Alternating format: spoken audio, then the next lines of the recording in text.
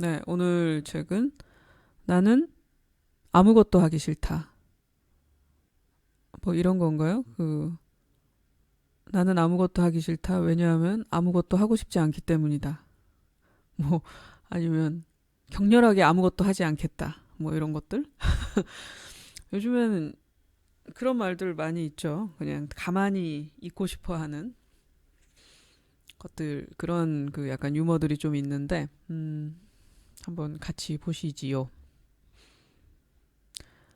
일러스트레이터이며 저술가인 저자가 몰 개성 시대의 젊은이들에게 보내는 자기 혁신과 성공의 메시지이다. 저자는 저자는 삐딱이라는 캐릭터를 내세워 현실성 제로인 이상주의적 사고보다는 냉소적이지만 자가 검열, 불평, 불만을 통찰하고 받아들여 스스로 극복하고 투쟁하는 것 외에는 아무것도 나를 구해주지도 달라지지도 않는다라는 사실을 일깨운다. 총 8개의 장으로 구성되어 있으며 각 장의 수록글, 주제마다 저자가 직접 그린 사파가 곁들여져 있어 이해와 재미를 더한다.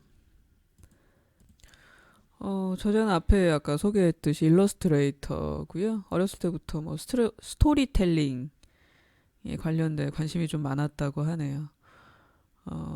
그리고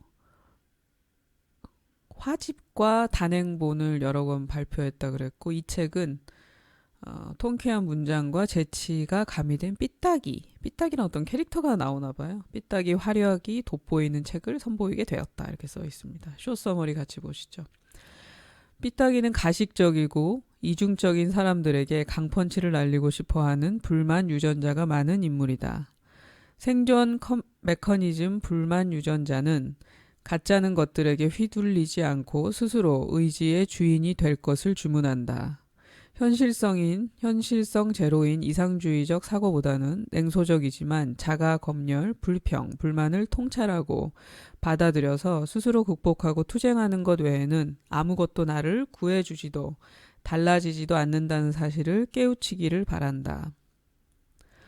구상하고 진격해 나아가는 삶의 틀에서 발전과 변화를 꾀하고자 한다면 그 여정이 험난하더라도 삶의 질을 좌우하는 철학과 처세술로 중무장하고 현재와 미래를 씩씩하게 살아갈 것을 독려한다. 대부분 삶은 3만 번의 낮과 밤으로 이루어진다. 우리의 삶이 3만 번의 낮과 밤으로 이루어지나 봐요. 절대 짧지 않은 시간이지만 그것을 어떻게 활용하고 어떤 삶을 선택하느냐에 따라 삶의 패턴이나 질은 달라진다. 어떤 삶을 선택할 것인가. 어, 쇼 서머리에서 느껴지는 건 문장이 좀, 단어의 선택도 좀 특이하고, 문장이 좀 약간 스무스하지는 않네요. 어, 차례를 한번 쭉 보시고, 좀 재미있는 캐릭터이지 않을까 해서 선택하게 됐는데 어떤지 좀 궁금하네요. 2018년 12월 달에 나왔네요. 삐딱이의 세상 보기, 통념을 깨는 삐딱이식 사고. 그냥은 자신이 없다는 말. 여자의 마음을 낚으러 시도 때도 없이 꽃과 선물을 준비하는 남자. 얼핏 굉장한 로맨티스트 같지만 이런 습성의 남자는 대체로 속빈 강정과 같다. 이벤트를 반복한다는 건 그것이 동반되지 않은 상태로는 자신이 없기 때문이다. 처음부터 조금 이상한데. 아니, 이벤트를 하는 사람이 그것이 동반되지 않고서는 자신이 진짜 없어서 그걸 할까요? 어, 그것보다는 그냥 상대방이 좋아한다고 생각을 하기 때문에 하는 거 아닐까요? 왜냐면 난 이분이 해봤는지 모르겠는데 이벤트 준비하는 과정이 굉장히 힘들어요. 신경 써야 될 것도 많고 상대방한테 맞춰야 되잖아요. 내가 장미꽃 좋아한다고 해서 장미꽃으로 준비하면 안 되잖아요. 상대방은 굉장히 이성주의자인데 내가 막 너무 감성적인 이벤트를 준비해서도 안 되고 굉장히 신경을 써야 될 게 많거든요. 근데 뭐 이게 없어서 뭐 그것이 동반되지 않고는 그 연애에 자신이 없어서 정말 이벤트를 많이 준비할진 잘 모르겠네요. 발연기. 취한 김에 한마디 하는데 라고 보기엔 너무도 어설픈 주접. 그 핵심은 무엇일까? 다음날 어제 내가 좀 심하게 과음을 했나 봐. 하나도 생각이 안 나네. 혹시 실수한 거 없지? 능청 떨어봐야 다 알고 있다. 취중을 빙자한 주사가 오래전에 짠 각본이고 리허설까지 거친 연기라는 사실을 발연기였다는 게 안타까울 뿐이고 맨 정신으로 못하는 말을 알코올 힘을 빌려서 하는 찌질함의 증명일 뿐이다. 이렇게 약간 달락달락 돼 있네요. 이번 제목은 욕이다입니다. 누군가가 당신에게 늘 한결같네라고 하는 말은 늘 그 모양 그 꼬락선이라는 말로 해석하면 된다. 삐딱이가 진짜 삐딱이구나. 사람은 절대 한결 같을 수 없다. 인간의 본성은 고정된 것이 아니라 상황에 따라 달라지는 것이 정상이다. 그런데도 늘 한결같네라고 말한다면 칭찬이 아닌 욕으로 받아들여라. 유능한 사람일수록 뻔하지 않은 인격, 뻔하지 않은 모습으로 권태감을 초래하지 않는다. 유능한 사람일수록 사람을 권태롭게 만들지 않는다는 거죠. 때로는 무모하게. 목표한 바를 이루기 위해서는 용의 주도한 것보다는 오히려 무모하고 고고하는 편이 좋다. 운명의 신은 여신이라 변덕스럽고 예측할 수가 없다. 여신을 정복하려면 일방적으로 주도해 나가기도 하고 걷어차 버리기도 하는 과감성이 필수다. 운명은 냉정한 자세를 취하는 사람에게 순종하고 지배당하는 편이다. 요컨대 운명은 진중하지 않고 거칠며 대담하게 맞짱 뜨려는 자에게 더 매력을 느낀다. 근데 분명히 앞에 제목은 나는 아무것도 하기 싫다였는데 무모하게 여기서 도전하라고 갑자기 나오네. 네. 이게 전체적인 거는 아마 제목이랑 뭔가 맞을지 모르겠는데 중간중간 흐름은 좀 다른 부분이 있는 것 같아요. 이게 달락달락 자기 생각을 적어 놓은 거라서. 옳고 그름을 판단하는 심판자도 안내자도 되지 마라. 누군가에게 충고나 조언을 하려고 한다면 더더욱 그 사람의 운명을 좌우하는 충고를 하려면 상대가 처한 정확한 상황과 정보부터 파악하라. 자신이 살아온 꼴같지 않은 경험의 잣대는 자칫 치명적인 독이 된다. 충고나 조언을 구하고 그에 따라 일처리가 이루어져 긍정적인 결과를 얻는다면 다행이지만 만일 그와 반대인 개같은 결과로 결론 지어진다면 상대는 두고두고 일을 망치게 한 원수로 원망할 것이다. 특히 재물과 관계된 간섭은 흥하면 은인이지만 망하면 졸지에 내 자신을 말아먹은 놈이 돼버린다는 점에서 오지랖 대마왕 짓은 안 하는 게 좋다. 사실 이게 누군가가 자기 힘든 얘기를 하면 충고를 안 해주는 게 굉장히 어려운데 저도 그 노력을 많이 하고 있습니다. 근데 잘 안 되더라고요. 그냥 들어주고 그 자체를 받아들인다는 것 자체가 어떤 건지 잘 모르겠어요. 견해도 상식이 따라야 펼쳐진다. 삐딱이 용어사전. 체리피커. 제 돈 주고 사는 게 바보. 소비 지향적인 현대사회에서는 발품을 팔아가며 쇼핑하기보다는 가정에서 사무실에서 인터넷으로 물건을 선택하고 주문한다. 이런 추세에 따라 상품을 판매하는 판매자가 기업에서 상품 판매에 따른 갖가지 부작용을 겪게 되는데 악동 소비자, 그걸 체리피커라고 한다네요. 악동 소비자가 대표적인 예이다. 체리피커를 직역하면 맛있는 체리만 빼먹는 얌체족이란 뜻이다. 체리피커는 체리를 이렇게 피커 한다는 거죠. 체리피커는 기업의 서비스나 유통 체계의 허점을 이용해 필요 기간 동안 상품이나 서비스를 주문했다가 필요 기간을 취하고 난 뒤 트집을 잡아 반품하는 행위를 반복한다. 블랙리스트, 블랙 컨슈머 이런 사람들이죠. 이런 행위는 판매자에게 적지 않은 피해를 주지만 적극적인 대응은 불가피하다. 결국 그 대응책으로는 상습적 행태를 보이는 소비자 명단, 블랙리스트죠. 작성하여 공동 대응하는 디마케팅을 시행하기도 하지만 체리피커들은 뛰는 놈 위에 나는 놈 있듯이 또 다른 교묘한 방식으로 대응책을 피해 얌체짓을 멈추지 않는다. 아도니스 컴플렉스. 남자의 참 멋진 근육질. 미와 풍요의 여신 아프로디테의 아들 에로스는 실수로 아프로디테에게 금빛 화살을 쏘고 말았다. 화살을 맞은 아프로디테는 화살의 효능을 알고 있어 누군가를 사랑하게 될 것을 염려해 효력이 소멸할 때까지 숲속에 들어가 있어야겠다고 생각했다. 그런데 숲을 향하던 중 마침 사냥을 하고 있던 청년 아도니스와 정면으로 부딪히고 말았다. 아도니스는 에로스의 화살이 아니더라도 누구든 반할 만큼 수려한 외모와 멋진 체격을 가지고 있었다. 아프로디테는 아도니스의 남성적인 근육질의 몸과 외모에 반했고 아도니스는 아프로디테의 아름다운 자태에 빠졌다. 미술 조각상 중 남성의 상징으로 알려진 아도니스상은 많은 남성에게 근육질의 몸을 만들어야 한다는 강박관념을 갖게 하였다. 이 아도니스는 그 미소년의 대명사. 얼굴은 이렇게 잘생긴 미소년인데 몸은 이렇게 근육질인 그런 사람인가 봐요. 네. 싱크로니 경향. 상대의 행동과 습관, 정서까지 담는다. 싱크로니 경향이란 좋아하거나 사랑하는 사람끼리 서로 닮아가고 생체 리듬까지 같아지는 경향을 나타내는 심리학 용어이다. 싱크로니의 어원은 1995년 인노 히데아키가 만든 총 26회로 되어 있는 일본 애니메이션 신세기 에반게리온에서 비롯했는데 주인공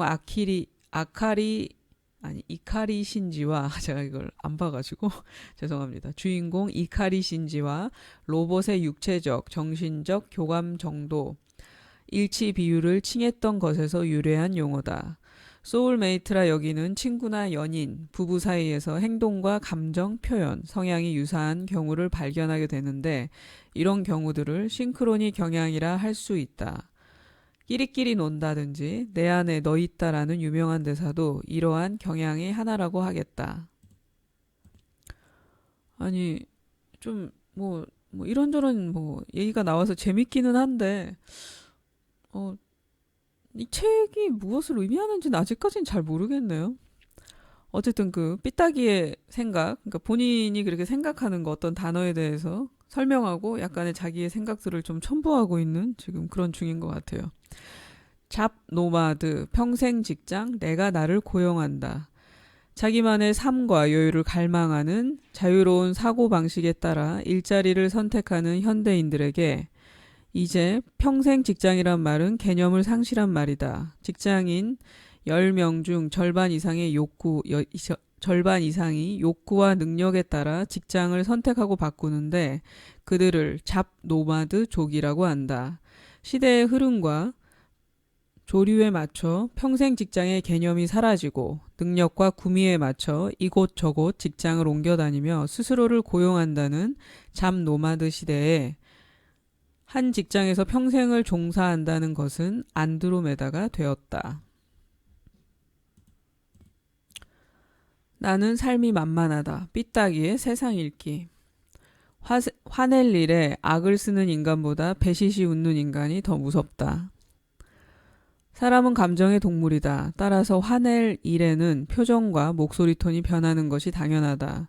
다만 사회적으로 문제가 되는 간헐적 폭발 장애, 격분 장애, 갑질의 행태가 아니라면 분명 화를 내고 거품물을 일임에도 전혀 흔들리지 않는 나지막한 음성과 미동 없는 표정, 거기에 희죽희죽 미소까지 짓는다면 상대는 자신의 감정을 지나치게 잘 다스리는 고도의 훈련된 인간이거나 혹은 상대에 대해 화낼 가치가 없어서 감정 낭비는 안 해라는 암묵적 무시, 더 나아가 자신이 어떻게 행동해야 상대가 더 굴욕적이고 치명적인지 아는 냉혈한이라 더 두렵다.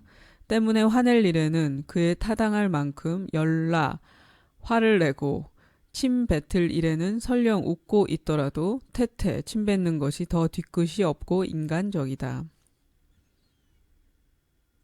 익숙함과 지겨움. 신비주의는 연예인에게만 필요한 것이 아니다. 사랑하는 사람끼리 많은 것을 함께하고 생각과 마음까지 공유함이 마땅하다고 말한다. 과연 그것이 바람직할까?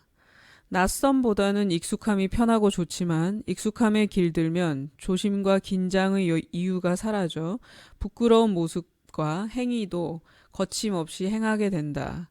흔히 우리 사이의 멀이라는 말로 경계의 벽을 무너뜨리지만 그 벽이 무너지고 나면 편한 만큼 반드시 지겨움이라는 부작용이 따른다. 관계에서 지겨워진다는 건 그동안 서로 정서적, 감정적 밀착으로 이미 그 사람에 대해 너무 나은 행동의 유형과 패턴, 정보를 알고 있다는 말이다. 뒤통수만 보아도 마음 상태가 읽히고 눈빛만으로도 생각과 행동을 꿰뚫는다는 건 신비감 제로로 상대에 대해 더 이상의 환상과 호기심은 없다는 것이다. 특히 이성 간에는 모든 걸 오픈하고 공유하기보다는 말 그대로 자신을 신비하게 만드는 전략인 신비주의를 유지하는 것이 사랑의 쫀득쫀득함을 유지하는 기술이라는 것을 기억하자. 그 사랑의 유효 기간이 이제 보통 이제 3년이라고 얘기하는데, 그거는 맞는 것 같아요. 근데 저도 사실은 이 익숙함을 좋아하지 않거든요. 그러니까 뭐 이제 굉장히 가까워지면은 어떤 자신의 생리 활동들을 그냥 보여주는 생리 활동뿐만이 아니고 뭐 옷을 갈아입는다거나 뭐 생리 활동은 좀 어쩔 수 없는 생리 활동들이 있잖아요. 뭐 몸에서 가스가 배출된다거나 아니면 실수로 말할 때 뭐 이렇게 침이 나온다거나 이것도 좀 조절하면 조절할 수 있죠. 그러니까 본인이 조절할 수 없는 거, 재채기 뭐 이런 것들은 어쩔 수 없는 건데 그 외에 그냥 좀 가릴 수 있는 것들 있잖아요. 그런 것들은 좀 오래 가려주는 게 좋은 것 같아요. 관계를 위해서. 그냥 너무 편안하게 하는 거는 그 처음에는 이 사람이 나를 많이 편안하게 생각하나 보다. 관계가 우리가 참 이제 편안해졌구나 이렇게 생각을 하는데 시간이 지나면 지날수록 그게 너무 지겹고 그리고 너무 이제 새로운 게 없게 되고 이 관계를 계속 유지하는 게 맞는 것인가에 대한 그 고민에 빠지게 되더라고요. 그러니까 너무 초기에 오픈하는 것도 안 좋은 것 같고 좀 오픈은 천천히 하는 게 예의상도 맞는 것 같아요. 악인은 끝까지 악인이기를. 모든 일에는 양면성이 존재하고 또 그래야만 흥미롭다는 공식 때문인지 방영되는 드라마에서는 하나같이 성과 악의 대립이 연출된다. 대체로 주인공은 성인의 반열에 오를 만큼 끝없이 선한 심성에 착하고 부지런하며 꿋꿋하기까지 하다. 반면 악한 인물로 묘사되는 작중 인물은 불평불만에 모든 게 남 탓이고 내 것도 아닌 것을 가로채기 위해 어이가 가출하는 온갖 음해와 음모, 패악을 저지른다. 그러다가 꼴보기 싫어 하는 욕이 저절로 터져 나올 만큼 격한 감정의 포물선이 정점을 찍고 나면 그 다음부터는 악행을 저지른 인물의 앙큼한 만행이 명명백백 다 드러나고 악행을 저지르던 싸가지는 궁지에 몰려 초라한 모습으로 자신의 잘못을 시인하고 개과천선을 약속하며 용서를 빈다. 어떻게 한 문장을 이렇게 길게 썼을까요? 이때 짜증 3종 세트에 부록, 새끼, 짜증까지 얻는 기분이 들 만큼 악인의 방향 전환은 사람의 마음을 허망이 맥빠지게 한다. 드라마에서뿐만 아니라 실제 우리 생활에서도 바득바득 이를 갈 만큼 못된 짓을 다 해놓고 궁지에 몰리게 되면 그때야 진심이 아니었어 란 말로 상처와 잘못을 무마하려는 가증스러운 인간들이 있다. 분명히 주위에 많지 않습니까? 아니, 난 그런 의도는 아니었어. 그렇게 이해하면 네가 속이 좁은 사람이지. 이렇게 대화하는 사람 진짜 많아요. 하여튼 끝까지 읽어보고 제가 좀 더 얘기할게요. 그들은 내가 잘못했어라는 에서 끝나는 것이 아니라 용서해줘라고 짓거린다. 한마디로 이제 뉘우쳤으니 용서까지 하라고 종용하는 모양새다. 엄연히 용서의 몫은 피해자의 권리다. 따라서 잘못을 저지른 꼴통이 뉘우쳤다고 해서 순순히 용서하는 것이 절대 미덕이 아니다. 쉬운 용서는 또 다른 문제의 행동을 낳는다. 그래도 잘못했다고 얘기하는 사람은 그래도 양반이에요. 아니, 처음에는 이렇게 고개를 숙이고 들어와요. 나는 그런 의도가 아니었지. 난 너 기분 나쁘게 하려고 하는 의도가 아니야. 이렇게 얘기를 시작하다가, 아니, 그렇게 이해를 하냐? 이렇게 속 좁게? 약간 이런 식으로 얘기를 이렇게 흘려가는 거예요. 그러면서 사람 속을 뒤집다가 내가 화를 내. 그러면 넌 이런 거 가지고 화를 내면 안 되지. 점점, 그러니까 문제의 원인은 상대방이 만들어 놨는데 그거에 대해서 내가 반응을 하면 너 그렇게 반응하면 안 되지. 난 그렇게 하라고 한 게 아닌데. 내가 로봇이야? 아니, 내가 로봇도 아니고 본인이 문제를 일으켰으니까 그거에 대해서 뭐라고 하는 건데 그렇게 하면 안 된대 또. 모든 걸 자기 위주로 판단하면 안 되죠. 어떤 문제가 자신이 문제를 일으켰어요. 근데 그거에 대해서 내가 기분이 나빴어. 그러면 미안하다라고 얘기를 하고 자기가 잘못했다라고 얘기하는 거는 당연한 일인 것 같아요. 근데 죽어도 그 미안하다는 말을 안 하는 사람들이 있는데 난 그 사람 마음은 잘 이해가 안 가요. 그냥 침묵만 지키고 있어요. 가만. 무슨 말을 해도 가만. 지금 뭐 하자는 건지 잘 모르겠어요. 근데 여기서는 잘못했다고 하는 건 제가 양반이라 그랬잖아요. 그 다음에 용서해줘. 라고 한대요.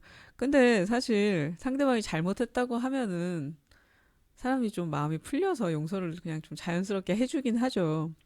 근데 정말 용서를 해주고 싶지 않을 때가 있잖아요. 그게 반복해서 일어났다거나 그럴 경우엔.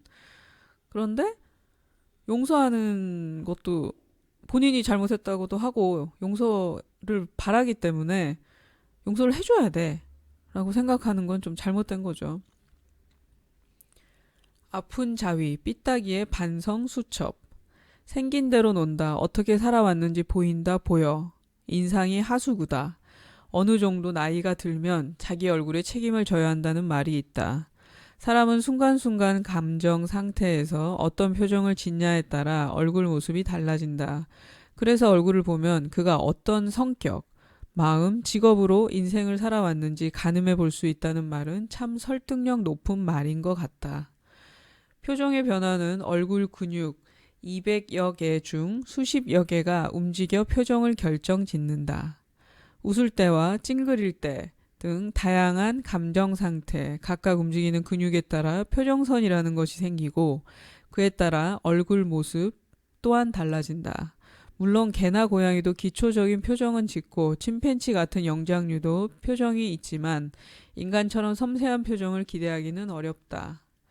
만물의 영장인 인간만이 다양한 표정을 갖고 있고 그 표정을 통해 그 사람의 환경과 자각의 가치관마저 읽을 수 있는 것이 표정이라는 점에서 진짜 신경 써야 할 것은 몸매 관리보다 표정 관리가 더 중요한 것이 아닐까 싶다.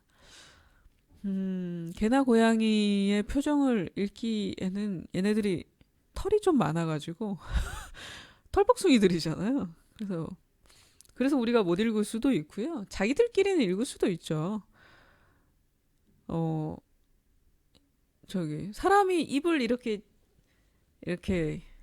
찢는 게 옆으로 이렇게 벌리는 게 웃는 거잖아요. 근데 고양이와 개는 그게 웃음의 의미가 아닐 수도 있거든요.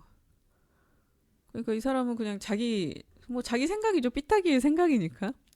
어쨌든 만물의 영장만이 다양한 그 감정을 표정으로 이렇게 표현할 수 있다라고 이 삐딱이는 얘기하고 있네요. 재능 사회 환원 하셔야죠. 뭔 자격으로 재능 기부, 아무 이유 없이 대가 없이 호의를 받는 것도 싫지만 나눔을 실천하는 마음으로 내 재능이 필요한 이들에게 공짜로 베풀라고 하는 인간들의 강펀치를 날리고 싶을 만큼 재수 털린다. 그들은 거절할라 치면 아니 이렇게 좋은 일을 하는데 어떻게 거절할 수가 있죠? 한다. 그들은 거절한 상대를 향해 인간의 밑바닥을 보는 것 같다. 너의 속물 근성을 부끄러워해라. 란 표정을 덤으로 지어 보인다. 재능 기부는 개인의 재능을 활용해 사회에 이바지하고 기부하는 사람이나 기부받는 모두 만족할 만한 형태의 봉사일 때 그 빛이 영롱히 빛난다. 따라서 나눔은 나눌 수 있는 상태일 때 나누는 것이다. 한 달을 1년을 걱정하는 사람에게 자신들 예산 부족을 들먹이며 고되고 이익 없는 봉사를 강요한다는 것은 칼만 안 들었을 뿐 개떡 같은 심포인 셈이다. 특히 예술적 재능은 무형의 자산이라 대가 없이 베푼다 한들 본전이 안 들어가 크게 손해볼 것이 없다고 그들은 생각한다. 그런데 그런 개념 쌈싸먹은 인간들일수록 어쩌다 하는 야근 수당은 뒷자리 10원짜리도 정확히 챙겨받는다. 자신의 수고와 시간은 돈이라는 철두철미한 철학을 갖고 있기 때문이다. 한동안 이거 정말 많았죠. 재능 기부하라고. 사회에서 거의 강요적으로 이거 했습니다. 근데 실제 50대 되는 60대 되는 어른들은 그 밑에 사람들한테 재능 기부를 강요합니다. 근데 자신들은 젊었을 때 한 번도 한 적이 없어. 그런데 자신들이 지금 위에 있잖아요. 그런데 돈을 아끼고 싶어. 그럼 젊은 애들을 정말 탈탈 터는 거죠. 요즘 젊은 애들이 직장도 못 다니고 얼마나 힘듭니까? 자기들은 조금 더 편안한 시대를 살았잖아요. 근데 그래서 이 젊은 사람들의 이 급한 마음, 조급한 마음을 이해 못 하는 거예요. 근데 젊은 사람들은 그 나이 든 사람들이 위에 자리를 차지하고 있기 때문에 잘 보여야 되잖아요. 그러니까 재능 기부에 어쩔 수 없이 응하는 거예요. 특히 예술 계통 친구들은 너무 많아요. 사실 제가 그 IT 계통에 있었고 영상 계통에 있잖아요. 예전에 저 20, 30대, 20대 때 누굴 만나서 저 웹 기획자입니다. 웹 기획이 뭐야? 그러면 그 이제 디자이너하고 이제 웹 프로그래머들이 그걸 잘 할 수 있도록 기획해 주는 거죠. 그 다음 하는 얘기가 뭐냐면 그럼 나 홈페이지 하나만 만들어줘. 야이 이 새끼들이 진짜 근데 다 나이 많은 사람들이 그런 얘기를 해요. 미친 거죠. 그거 만드는 게 내 시간이 얼마나 들어가고 내 노동력이 얼마나 들어가는데 그거 하는 동안 난 딴 데 가서 돈을 벌면은 훨씬 더 많이 벌어요. 근데 돈을 버는 걸로 따지는 것도 아니야. 내가 집에 가서 그냥 쉬면 되는데 TV도 볼 수 있고 문화생활도 할 수 있는데 그 시간에 내가 뭐하러 너 거를 만들어주니? 이제 그리고 영상을 하기 시작했잖아요. 그러면 우리 행사하는데 와서 영상 좀 찍어줘. 미친놈 아니야. 진짜 개 같은 소리예요, 이거 진짜. 근데 그런 경우가 너무 많아요. 나는 이런 경험을 너무 많이 해가지고 그런 비슷한 말을 하면은 그냥 웃고 피해버려요. 그 뭐라고 뭐 침뱉을 수는 없잖아. 마음 같아서 진짜 얼굴에 침뱉고 싶어. 그런 짓 하면 안 되죠. 그러니까 그런 것을 하고 싶으면 사실 그런 식으로 사람한테 접근하면 안 되긴 하지만 뭔가 인간적인 관계를 먼저 맺어야죠. 어느 정도 맺어져 있는 사람한테 정말 부탁을 하는 거는 가능할 것 같아요. 오랜 친구가 그리고 나한테 뭐 자주 뭐 한 달에 최소한 한 번이라도 만나서 밥도 먹고 뭐 같이 놀기도 하고 뭐 이런 친구가 아니면 이런 선배가 와서 야, 우리 행사가 있는데 좀 와서 이런 거 좀 해주면 안 되겠니? 그러면 해줄 수 있을 것 같아요. 그런데 만나자마자 몇 시간이 뭐야? 몇 분 됐는데 내가 이런 일을 하니까 와가지고 좀 해줘. 이거 좋은 일 아니냐. 세상에 좋은 일 하는 건 너밖에 있는 거 아니거든. 그래서 어쨌든 특히 그 위에 자리에 있는 분들, 그리고 뭐 그 세금으로 뭐 움직이는 그런 기관들, 그런 사람들 특히 그 짓 하면 안 됩니다, 진짜. 내가 만약에 그런 생각이 들었다. 주민들을 이용해서 뭐 뭔가를 하겠다 이런 생각이 들었다. 그러면 나는 쌍놈이에요, 진짜. 한마디 더 할게요. 제가 미디어 센터에 있었잖아요. 근데 제가 이제 실장일 때 센터장들이 와가지고, 센터장들이 보통 외부에서 와요. 와서 하는 얘기가 뭐 이렇게 회의하다가, 그러면 이거는 어떻게 뭐 이거 예산이 얼마 들고 뭐 어떻게 된다 그러면은, 아니 주민들 영상하는 사람들이 있는데 그 사람들한테 시키면 되지. 이렇게 얘기하는 사람 얼마나 많은데요. 그러니까 저보다 한 10살 많은 센터장들이죠, 거의 다. 그러면 내가 그래요. 그러면 소장님은 이거 재능 기부로 그냥 하시죠. 소장님이 하시면 되겠네요. 소장님도 주민인데. 그러면 안 해. 어디 가서 그런 거 한번 해보신 적 있어요? 아무 말도 못 해. 아무 말도 못 하고 나만 미워하죠. 그래서 제가 위에 소장 됐을 때는, 제가 센터장이 됐을 때는 절대 주민들을 이용해서 뭐를 하겠다 이런 생각은 안 했어요. 아니, 아무리 주민들한테 센터에서 나라의 세금을 가지고 영상을 가르쳤다 그래도 사람의 노동력을 그렇게 쉽게 생각하면 안 돼요. 그럼 본인들도 다 저기 월급 안 받고 일해야 돼. 그럼 말이 안 되죠. 말이 좀 길었죠, 제가. 세상에 무결점에 완벽한 것은 없다. 완벽을 추구한다는 것은 시한폭탄을 안고 사는 것, 스스로 만족하자고 타인을 힘들게 할 것인가. 완벽이란 것은 정한 사람의 기준에 따른 이상적인 단계일 뿐 사람도 물질도 완벽할 수는 없다. 완벽하다고 믿는 것들도 시간이 지나면 문제점과 허점이 발견되고 그에 따라 계속 업그레이드 되는 것이 세상 이치다. 살면서 온전해지려 하는 것은 당연한 이치지만 완벽을 추구한다는 것은 내비게이션이 안내하는 반듯하게 닦아놓은 시작과 끝만 있는 고속도로 길만 가겠다는 말이기도 하다. 길을 갈 때 비포장 도로로 가보고 국도로 가봐야 뜻하지 않은 경치와 기대하지 않았던 장소 발견으로 가슴 설레는 즐거움을 맞닥뜨릴 수 있다. 그 완벽주의자들은 자신이 갔던 길만 가려고 하는 경향이 있죠. 저도 좀 약간 그런 경향이 있는데, 그러지 말고 좀 새로운 길로도 한번 가보고 하라는 거죠. 음, 그런 것 같아요. 그래야 뭐 새로운 것도 좀 발견하는 맛도 있고 하죠.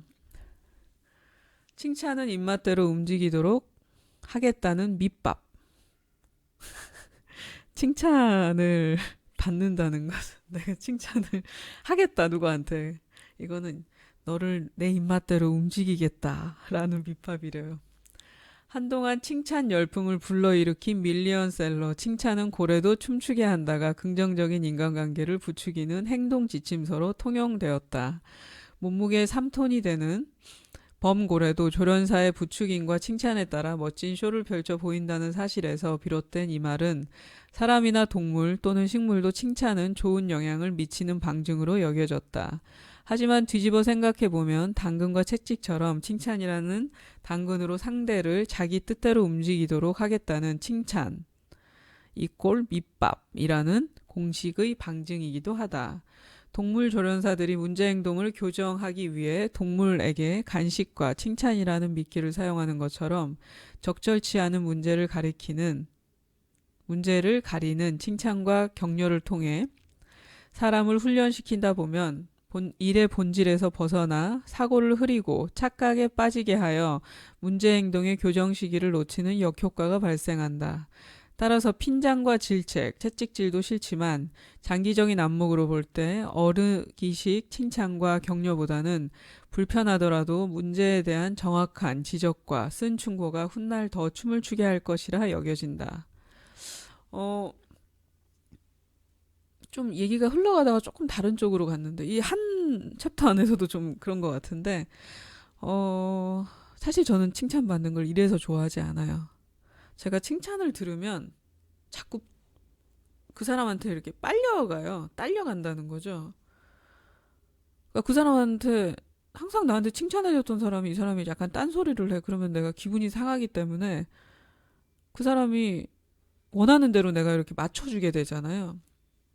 그래서 누가 칭찬을 하면 굉장히 불편해요, 마음이. 전 딱 이런 마음이 들어요. 아, 저 사람이 나를 자기 원하는 대로 움직이기를 원하는구나. 제가 자꾸 위에 어른들 얘기를 해서 좀 듣기 불편하실 수 있는데, 제 위에 어른들이 많이 그렇게 하세요. 칭찬을 해서 사람을 자기 마음대로 움직이려고 하고, 그리고 실제 20, 30대에 제가 거기에 많이 넘어갔어요. 근데 뭐, 그러니까 본인이 능력이 있어서, 그러니까 예를 칭찬하는 하는 사람이 이제 능력이 있어서 자기가 원하는 대로 그 사람을 움직여서 좀 더 좋은 방향으로 이끌어주면은 상관이 없는데, 그냥 이용해 먹으려고 하는 사람들한테 저도 20, 30대 무시당했습니다. 아까 뭐 재능 기부부터 시작해서. 그래서 나는 위에 사람들이 다 싫어요. 예, 특히 50대, 60대의 남자들이 너무 싫어요. 너무 사람을 이용해 먹으려고 하는 게 강해. 어쨌든 누군가가 당신에게 칭찬을 하면 약간 좀 불편함을 느끼고 경계를 하는 게 맞아요. 지금 삐딱이가 이 책에서 얘기하는 게 있는데, 저는 그게 뭐 틀린 말은 아니라고 생각해요. 근데 제가 한 가지 기준을 더 갖고 있는 건, 기본적으로 이 사람이 선한 마음을 갖고 있느냐. 그거 한 가지가 있고요. 다른 하나는 이 사람이 능력이 있느냐. 또 한 가지가 있고, 그리고 나와 같은 일을 해본 적이 있느냐. 이 세 가지가 중요해요. 선한 마음, 능력, 그리고 나와 비슷한 일을 해본 적이 있느냐. 왜냐면은 저도 머릿속에 가끔 떠올라요. 벽이 좀 허전한데 누가 와서 그림을 좀 그려줬으면 좋겠어. 근데 나는 돈이 없어. 이런 생각을 진짜 하거든요. 이게 사람이 그냥 단순하게 하는 생각들이에요. 근데 그걸 입으로 이렇게 내뱉진 않죠, 절대. 그러니까 이런 것처럼 사람을 해본 적이 없는 일은 정말 단순하다고 생각하는 거예요. 근데 그 사람은 와서 이동을 해서 여기까지 와서 기획을 할 거 아니에요, 머릿속에. 아, 이건 어떻게 이렇게 그려야 되겠다. 어떤 내용으로 그려야겠다. 근데 딱, 그리고 물감도 거기에 맞춰서 다 준비를 해오겠죠? 그리고 그림을 그렸어. 근데 그림을 마음에 안 들어 해. 이럴 수 있잖아요. 그러니까 그 사람은 정말 많은 위험 속에서 그 행동을 하는 거예요. 근데 그림을 안 그려봤던 사람도 그걸 잘 모르는 거죠. 저는 음악을 잘 모르거든요. 근데 어떤 영상에 그냥 피아노 이렇게 땡땡 이런 음악이 들어갔으면 좋겠어. 피아노 몇 번 쳐줬으면 좋겠는데? 이런 행동을 사람들은 진짜 머릿속에서 한다니까요. 그러니까 제가 경험을 했던, 그러니까 그 사람이 나와 같은 일을 한 적이 있느냐. 누군가가 나에게 칭찬을 할 때, 아니면 부탁을 할 때, 그 사람이 나와 같은 일을 해본 적이 있느냐가 굉장히 중요한 것 같아요. 그래야 그거를 이해할 수 있어요. 그리고 결과가 이렇게 조금 더 낫겠죠. 네. 오늘 이상하게 좀 말이 많네요, 제가. 책 내용이 이렇게 막 흐름이 있는 내용이 아니고 하나하나 단락으로 돼 있으니까, 야, 삐딱이처럼 저도 하나하나 생각이 좀 나는 것들이 있어서 그래요. 판도라의 상자를 깨고 열어야 한다. 삐딱이의 행동 강령. 레이디 퍼스트. 쥐레가 있나 없나 여자 먼저 내보내. 신사적인 예의, 에티켓을 표현할 때 흔히 레이디 퍼스트란 말을 쓴다. 이 말은 말 그대로 여자 먼저다. 지금이야 이 말이 여성 우대로 해석되지만 예전에는 정반대의 의미였다. 중세 서양에서는 왕족이나 귀족들의 음식을 미리 맛보게 하여 독의 유무를 판단하는 역할을 여성들이 하였고, 낯선 성에 들어갈 때 암살자를 파악하기 위해 먼저 들여보내기도 했다. 아, 진짜 그런 말에서 레이디 퍼스트가 유래했다는 거예요? 이 말은 특히 유행한 것은 20세기 초 러일 전쟁 때였고 1914년 제1차 세계대전이 터지면서 보편화되었다. 적군들이 지뢰를 묻어두었는지 그 위험성 유무를 확인할 때 전쟁 능력이 없는 여성들을 앞세운 것이다. 오. 조선시대 임금 수라상의 막과 검식을 담당했던 김이상궁도 그 역할이 비슷했다고 한다. 아, 김이상궁은 상궁이 다 여자니까 그랬겠죠. 음식을 이제 하는 사람들과 음식을 갖다 이제 어, 저기 펼치는 사람들이 여자였기 때문에 그랬을 것 같은데, 그런 의미가 예전에 있었다고 하네요. 근데 저는 레이디 퍼스트란 말을 그렇게 좋아하지 않아요. 요즘에 잘 안 쓰잖아요. 근데 이게 남녀의, 그러니까 이 남녀 양성의 어떤 평등의 차이가 있을 때 하는 표현들이라서 그런지 저는 이렇게 표현을 별로 좋아하지 않는 것 같아요. 근데 어쨌든 여자나 아이들이 육체적으로 힘이 약하기 때문에 그런 부분에서는 이렇게 좀 보호라기보다는 어쨌든 뭔가를 이렇게 순서를 정할 때 좀 더 앞쪽으로 하는 거는 의미 있다고는 봅니다. 더치페이, 내 것은 내가, 내 것은 내가. 더치페이는 네덜란드인이 뜻하는 더치와 돈을 낸다는 뜻을 가진 페이가 합쳐진 말이다. 네덜란드 사람들은 대체로 매우 검소하고 소박한 민족이지만 무턱대고 인색하지는 않다. 그런데도 더치페이의 유래가 네덜란드에서 시작되었다는 것에 네덜란드인들은 깍재기로 오해하기도 한다. 하지만 식민지 전쟁을 치르던 영국인들은 더치에 비하하는 의미를 넣어 사용해 각자 부담을 뜻하는 말로 해석되었다. 네덜란드에서 그 더치페이가 유래했다는 거군요. 그래서인지 더치가 들어간 말은 부정적인 뜻을 나타내는 말이 많다. 하지만 정작 네덜란드 사람들은 더치페이에 대해 고개를 갸우뚱하기도 한다. 요약해 말하자면 이 말은 영국인들이 지어낸 것으로 본래 말은 더치 트리트인가? 더치 트리트인 것 같은데 이다. 네덜란드와 영국은 전쟁을 3번이나 치렀을 만큼 두 나라 간의 갈등은 매우 심했고 서로를 매우 적대시하였다.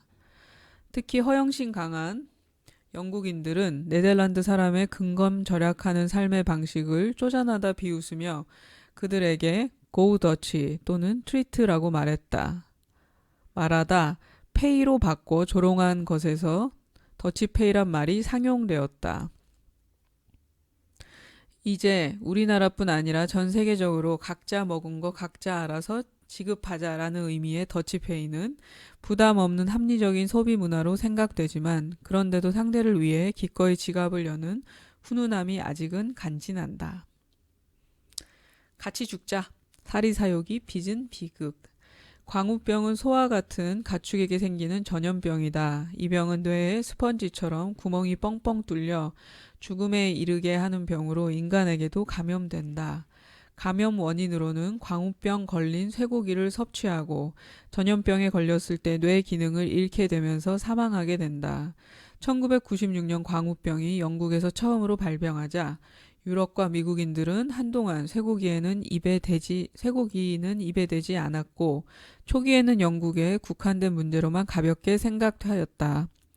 하지만 프랑스와 독일, 아일랜드 등 유럽 전역에 광우병이 급속도로 퍼져나가고 2010년 기준으로 전 세계 인간 광우병 환자가 수백 명에 이르자 전 세계는 공포에 떨었다. 광우병의 원인으로는 영국의 사육업자들이 초식 동물인 소에게 더 많은 고기를 얻고자 양고기를 사료로 먹였기 때문으로 보인다. 한마디로 광우병은 생태계 질서 파괴로 인한 자연을 거스른 추악한 인간의 탐욕이 빚은 자연의 보복인 셈이다. 사실은 소는 초식동물이잖아요. 그래서 광우병이 나오는 이유가 그 사료 자체가 육식이 섞인 고기가 섞인 사료를 먹이기 때문에 우리나라도 광우병 많죠. 이 문제가 좀 있죠.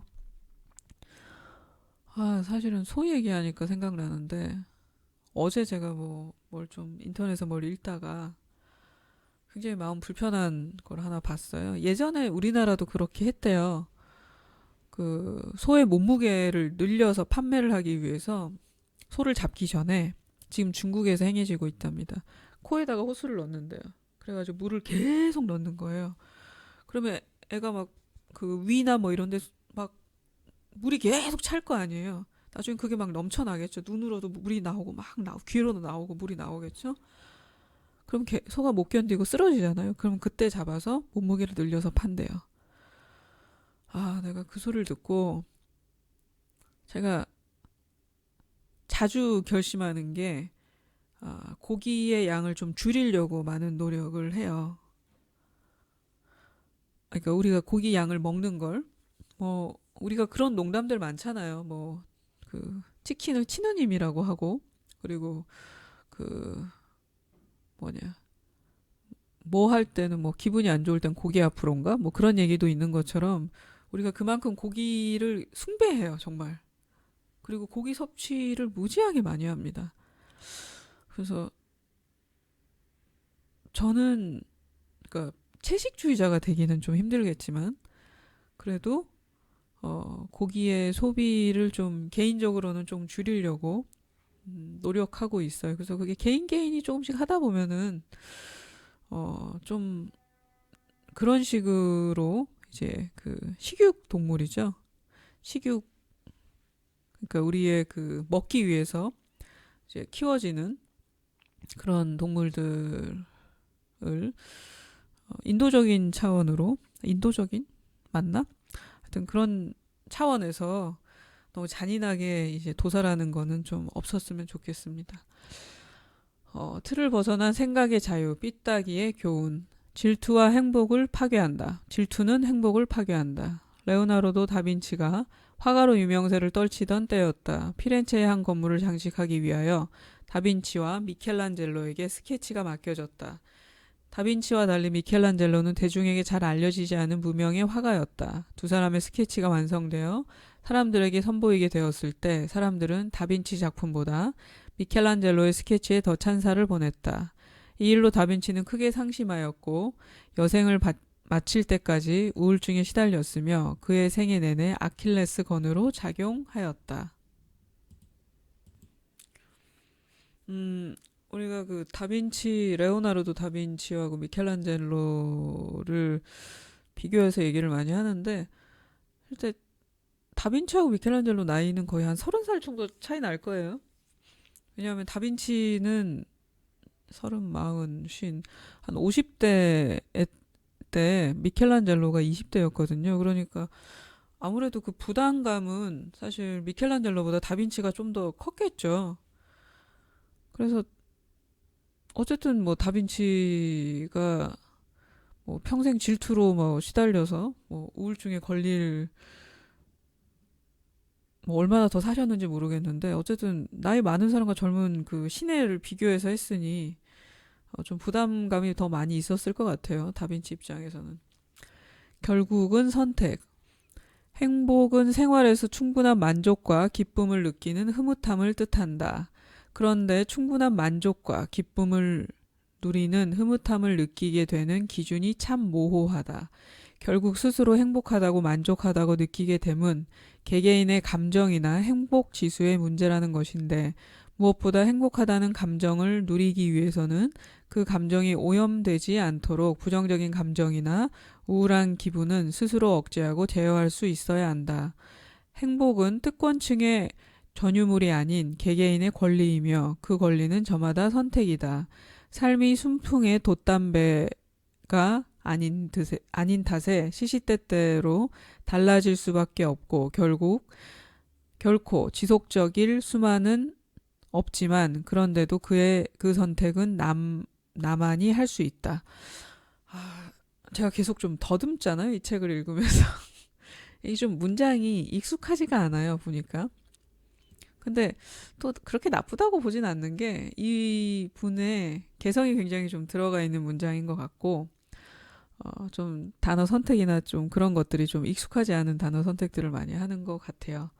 그리고 이런 책을 좀 읽어야 우리의 머리도 좀 말랑말랑해집니다. 맨날 그렇게 막 자기 개발을 너무 하는 딱딱한 책들만 읽으시면 어, 머리가 자꾸 뇌가 자꾸 그쪽 편에서만 반응을 하니까 좀 이런 책들도 좀 읽고 소설도 읽고 가끔 시도 읽고 그래서 머리를 좀 말랑말랑하게 만드셨으면 좋겠어요. 나는 아무것도 하기 싫다라는 그 삐딱이가 바라보는 세상을 좀 쓴 건데 생각하는 것과는 좀 책이 다르죠. 네, 그 어떤 그 현상이나 어떤 그 말에 대한 부분을 이렇게 설명을 썼는데 그런 부분들이 자기 생각들이 좀 많이 들어가 있으면은 뭐 그럴 수 있겠는데 그렇다기보다는 그냥 좀 설명들의 나열 같은 느낌 부분들도 꽤 있네요. 그래도 뭐 나름 좀 신선하게 재밌게 읽었습니다. 이 책은 이 요약본은 부코스모스에서 가지고 온 요약본입니다. 네, 오늘 하루 잘 보내시고요. 굿바이입니다.